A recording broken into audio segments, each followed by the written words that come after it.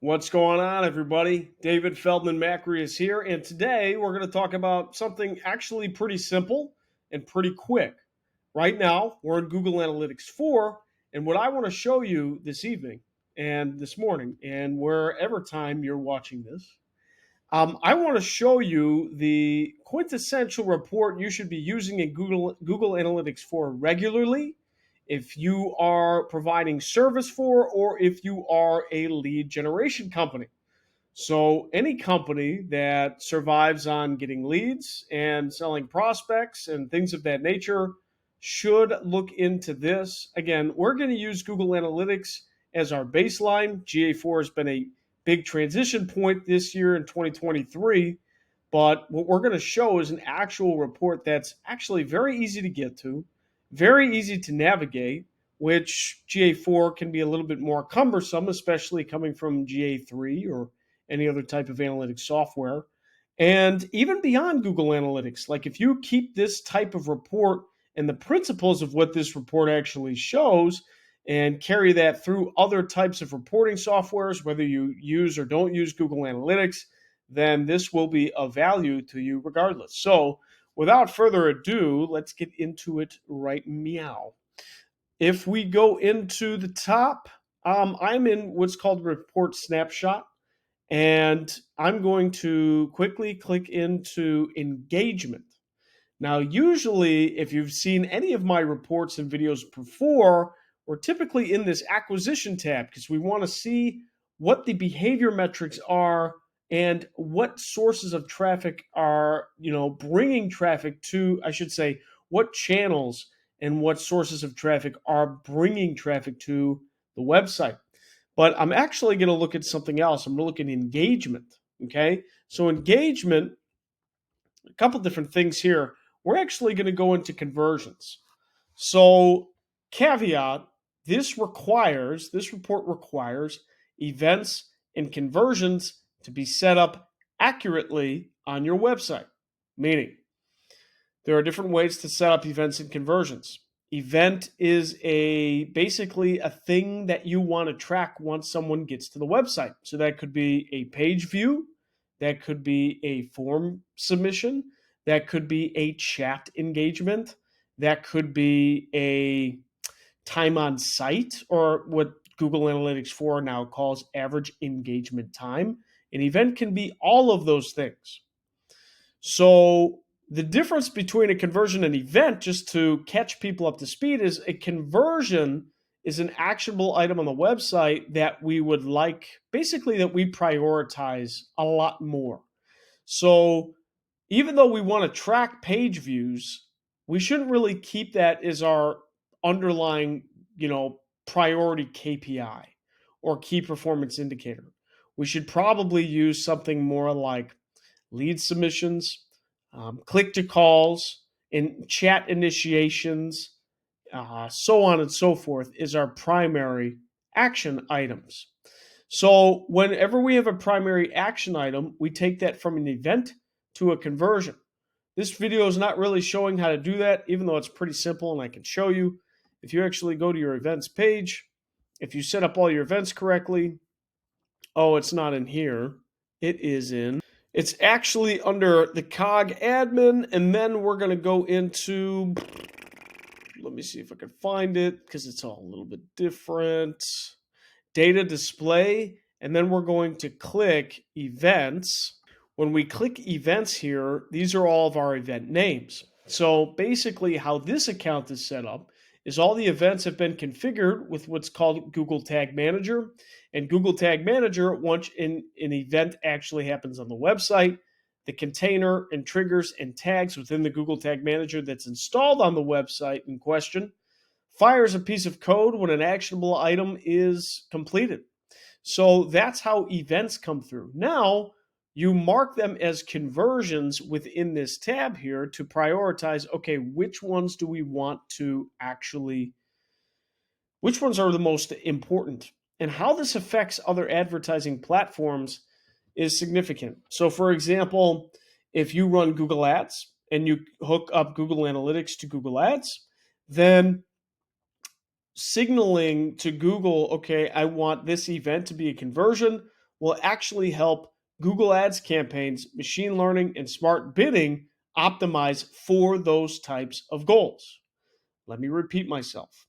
If you mark an event as a conversion in Google Analytics 4, and you have Google Analytics hooked up to your Google Ads account, then Google's machine learning and smart bidding strategies can bid and optimize your campaigns for any event that you have deemed as a conversion.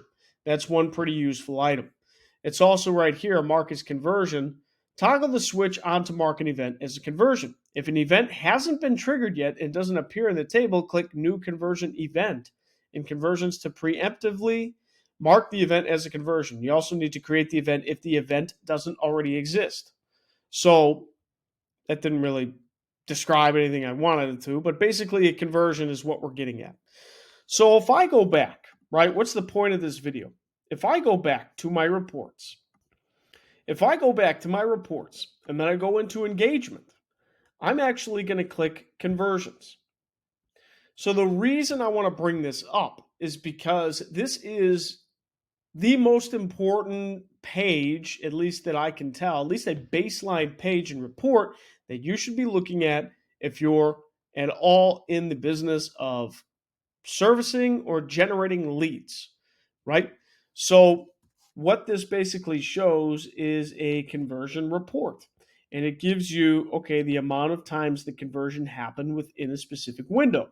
For example, in this account, in the last 28 days, these are all of the different conversions that have actually fired, right? It shows 778. And it gives me a total users, total revenue, lead generation. It's sometimes in the applications, it's hard to actually associate a revenue towards a conversion event. But if you're lucky enough to have some interpolation of how much each lead is worth to you and how that's distinguished between a phone call, a chat, a text, a form submit, well, then you can apply that in your conversion settings. So within that, why I think this is so valuable is not necessarily in its bare bones, but it actually is more valuable when you apply comparisons, much like anything in Google Analytics or any data as of late. So now I could see as an example the click to call, meaning if someone went to the website and actually clicked a phone number on the website, this is set up and I can see metrics. Okay, in the last 28 days versus the previous period, there is a 16% fluctuation in overall conversions. Okay, very good. So it's good to know, okay, what are my campaigns doing? How are my results actually varying? So on and so forth. Am I up in e-price submissions? Am I down in text my trade values? Am I clicking on chats or are my customers clicking on chats as much as they should be? Why are they not? Why are they? So on and so forth. But the actual meat and potatoes of this report, especially from an advertising perspective, is when you actually go into it, you click this little plus sign, and then I'm going to type in source, and then I'm going to look at first user source medium. So now what this does is it breaks it out into each source medium. So notice I have click to call, click to call, click to call. But I have direct traffic, my Google Ads traffic, and my Google organic traffic. Pretty freaking cool. Now I can see by traffic channel which events are happening, which is a great thing to do. And what I'd recommend is because you should have this in Google Ads anyways, but what I would recommend is you have Google Ads open, Analytics open, and maybe the back end of your website platform open as well, and audit and basically say, is my tracking pretty cohesive amongst the three? They're not going to be exact, but they should be relative, right? There should be a consistent margin of error, maybe 15%, maybe 20%, whatever it is. But now it's pretty nice because if I wanted to actually isolate, okay, let's type in Google CPC. Let's put that in my filter. Now I can see all the events that happen from Google CPC. In this example, there's only one, I shouldn't say event, it's a conversion. Only one conversion. Now, there's a reason why, and it has to do with this guy up here. But that's going to be the source of topic for another video. We're going to talk about testing data signals. So it's going to be riveting. Please stay tuned. So on and so forth, you can actually isolate all the different conversions by traffic channel. And you could further drill down to campaign, to, as much as you possibly can. I don't know if you could do keyword and ad text. We might have to explore a little bit. But again, you can do a lot of different things. If I do campaign, you can do session campaign. I don't know what it's going to show here. Google CPC, that's because that's not what the session campaign is called anymore. Organic, direct. Okay, it depends on the nomenclature. But I really like, at least for a baseline, I really like using a source medium, first user source medium, especially first user, because that's when the user initially came, at least what GA4 is recognizing. So again, to summarize, I would come into the engagement overview. Then I would scroll to conversions. Then after that, I would look at all my conversions. Obviously, your conversions and subsequent events have to be set up correctly. But then I would add in what's called a secondary dimension, but I don't know if it's actually labeled here. Just this plus guy, which is acting as a secondary dimension. And then I would put this in here, click this guy, first user source medium, and now I can analyze exactly which traffic sources are bringing me which events, how they're doing compared to previous timeframes, and how I can make further adjustments. Guys, hope this was valuable. If it was, please like, comment, subscribe, share, whatever you want to do. Much appreciated. And we will see you in the next video. Thank you so much. This is David Feldman-Makrias signing out.